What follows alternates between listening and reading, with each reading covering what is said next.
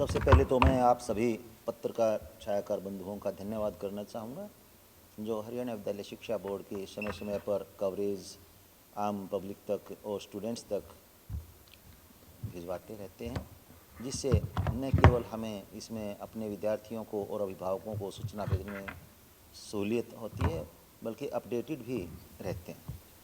अब आपने जैसा कि पूछा नए शिक्षा स्तर में क्या हम करने जा रहे हैं।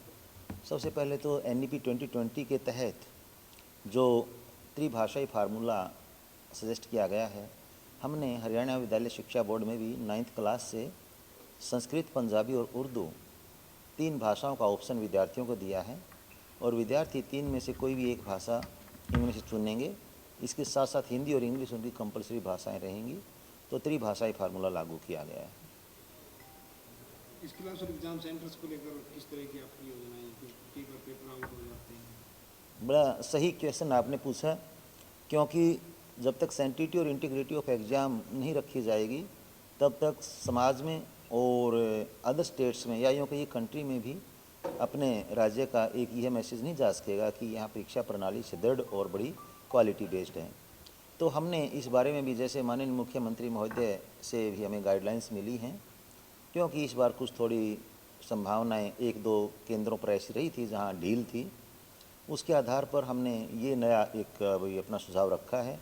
नंबर 1, हम जो गवर्नमेंट स्कूल्स का स्टाफ है इन्विजिलेटर ड्यूटी पर एक्सक्लूसिवली उन्हीं को कंसीडर करेंगे, क्योंकि उनकी जवाबदेही और विभागीय कार्रवाई के भी चांसेस ज़्यादा सुदृढ़ बन जाते हैं। इसके अलावा सरकारी स्कूलों में ही परीक्षा केंद्र बनाए जाएंगे जहां पर CCTV और बाहर की आउटसाइड डिस्टर्बेंस वगैरह की कोई गुंजाइश ना हो, तो इस प्रकार का हम वहां प्रावधान रखेंगे। एक सर नतीजे जो आए हैं इस बार, जो नतीजे 10वीं और 12वीं के कब तक घोषित कर दिए जाएंगे सर? क्योंकि अगली देखिए, हमें आपको पहले से पता है इस बारे में कि जो 10वीं की परीक्षाएं थी और 12वीं की जो परीक्षाएं अपने हरियाणा विद्यालय शिक्षा बोर्ड की थी, ये फरवरी 2025 से शुरू होकर के मार्च 2025 तक चली हैं और इसमें लगभग 5 लाख से ऊपर परीक्षार्थी अपीयर हुए थे, जिनका परीक्षा उपरांत अंकन कार्य कंप्लीट हो चुका है और अब रिजल्ट की जो प्रक्रिया है वो फाइनल स्टेज में है। संभावना हो सकती है कि दूसरे सप्ताह जो मई का है उस तक हम रिजल्ट डिक्लेयर कर दें। पहले सीनियर सेकेंडरी कक्षाओं का जो परीक्षा परिणाम है वो घोषित करने की कोशिश की जाएगी, ताकि विद्यार्थियों को नीट या JEE या दूसरे एडमिशन्स वगैरह में जैसे यूनिवर्सिटीज़ में अप्लाई करना होता है कोई दिक्कत ना हो। उसके साथ साथ सेकेंडरी स्कूल के जो परीक्षा परिणाम वो घोषित किए जाएंगे।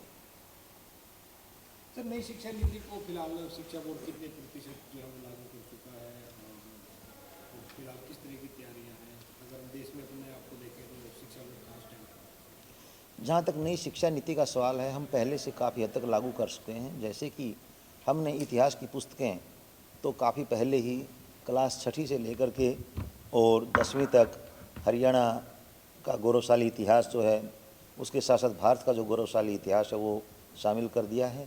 इसके अलावा त्रिभाषीय फार्मूला हमने लागू कर दिया है। इसके साथ साथ जैसा कि इंटरनल असेसमेंट का प्रावधान एक रखा गया है, जिसमें विद्यार्थियों को परीक्षा के दौरान एक साइकोलॉजिकल प्रेशर ना रहे कि जिसे हम एग्ज़ाम फोबिया भी कहते हैं। तो ये सभी जो प्रावधान हैं नई शिक्षा नीति के तहत ही हैं, जो हम पहले से लागू कर चुके हैं और हरियाणा सरकार इसके बारे में काफ़ी गहनता से कार्य कर रही है। इसमें माननीय मुख्यमंत्री भी काफ़ी गंभीरता से इस विषय को लिए हुए हैं और हम 2025 से शिक्षा नीति को लागू कर रहे हैं।